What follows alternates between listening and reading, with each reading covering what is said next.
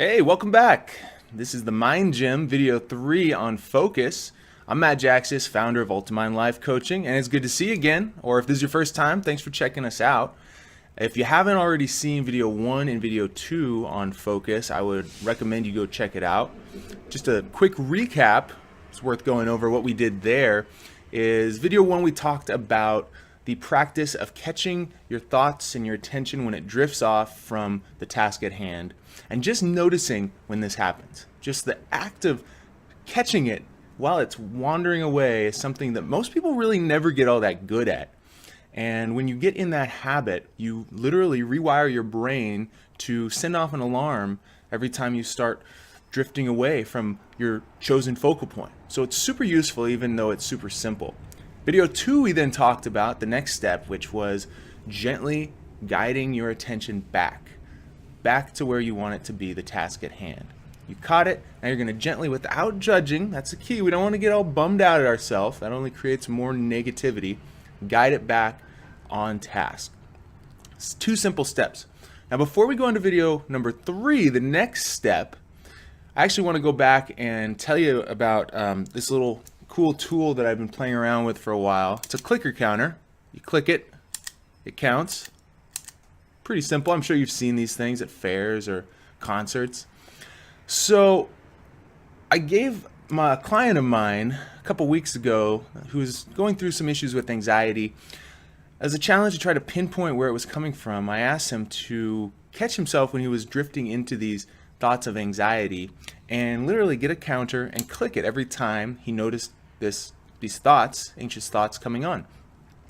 And he did that, and after just a couple days, 2 or 3 days, seriously, he came back to me and said, "Oh my gosh, Matt, like, it's all making so much sense. I'm realizing where it's coming from. I'm having these revelations about what's causing it and when I can shift into a different mode and what I can do, and like just from tracking these clicks every day, it gives you a real live number that you can put on these thoughts, how to track them."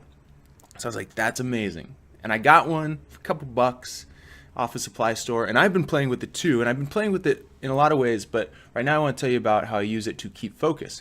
Carry it around, and just whenever you, like we did in video 1, notice yourself shifting away a little bit. You're on topic A, and now all of a sudden you're on topic D, and you don't know why you're there, and you don't want to be there. When you notice that happening, give it a click. Just that simple. And when it happens 10 more times in the next hour, give it a click. Give it a click. And what's great about this is 2 things. I found one, just having it in your hand or on a table or around in your pocket, it cues you to be attentive to those moments of lost focus. You know, you have this physical cue that is reminding you, hey, keep this in the background, okay?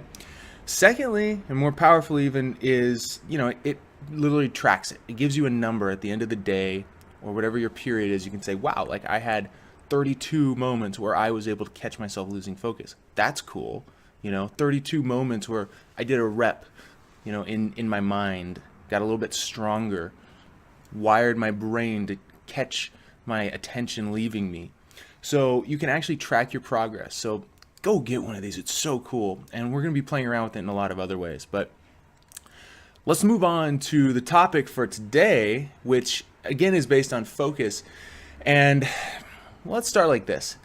If you have to run a mile, straight line in a mile, and let's say there's hurdles set up every so often along your course. What is the best, most efficient way to run that mile in a quick time? Well, you can get really good at hurdling, which is kind of what we've been talking about with catching ourselves losing focus. And that's a legitimate technique you should be able to have. But the other option is, why not just take out some hurdles? Why don't just move them, get them out of there? Run a straight line without the obstacles. And that's what we're going to talk about today. We're going to talk about identifying the things in your environment that are actively costing you attention, costing you time, costing you money, costing you happiness. That's what it all comes down to. Attention and focus is everything. It allows you to do everything you get done. So, with that in mind, what is an area of your life that you feel you're not focused in? You can't get really engaged, you can't get into the flow, you can't spend much time working on it, or before distractions creep in and you're constantly in and out of your flow. What's an area? It could be at work, could be with family, could be a hobby. You tell me, and write it down if you can. I'm a huge fan of writing. Changes everything. Write it down. Now once you have that, we're going to do what's called an environmental audit. This means look around. If you can visit that space, that's awesome. And look for physical things that could be distracting you. It could be your phone. That's one of the number one things. Phone, messages, emails, you name it. It could be TV, other forms of media. It could be people. Maybe you're in a place where the people are distracting you. Coworkers, family, friends. Look around, see if anything that you find distracting, and ask yourself, is there a way I can either permanently or temporarily remove this from that environment? Or maybe, if I have the option, I can find a new environment to work in for that period.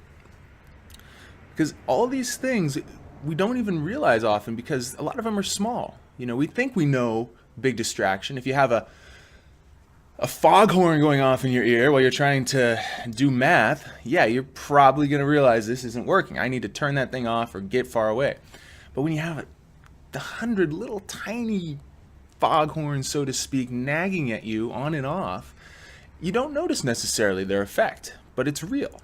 All you notice is, the result of it, and you don't trace it back to these distractions. It could be as simple as a kid or a family member butting in every few minutes to ask you something or say something.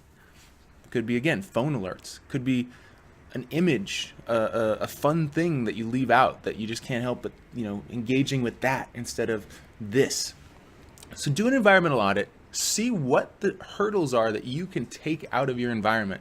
Could be things, could be people, could be even thoughts. Are there thoughts that keep coming up when you are trying to get this thing done? Okay? Ask yourself, can I just set these thoughts aside for a while? I'll get back to you. I know you're there. What can I do to just leave them to the side momentarily so I can focus on this? And that'll be much more productive, I promise you. Okay? Check out video 1 and 2 for a refresher, or if you haven't, and move on and ask yourself, what around me, when I'm trying to really honestly be engaged, is taking my attention away? And how can I get away from it or put it farther away from me? And guys, go get this clicker. It's so cool. You can do so much. We're gonna have fun with this and get results. So I love it. Mwah. All right, guys. Thank you so much for checking us out here, and we'll see you next time. Go have fun.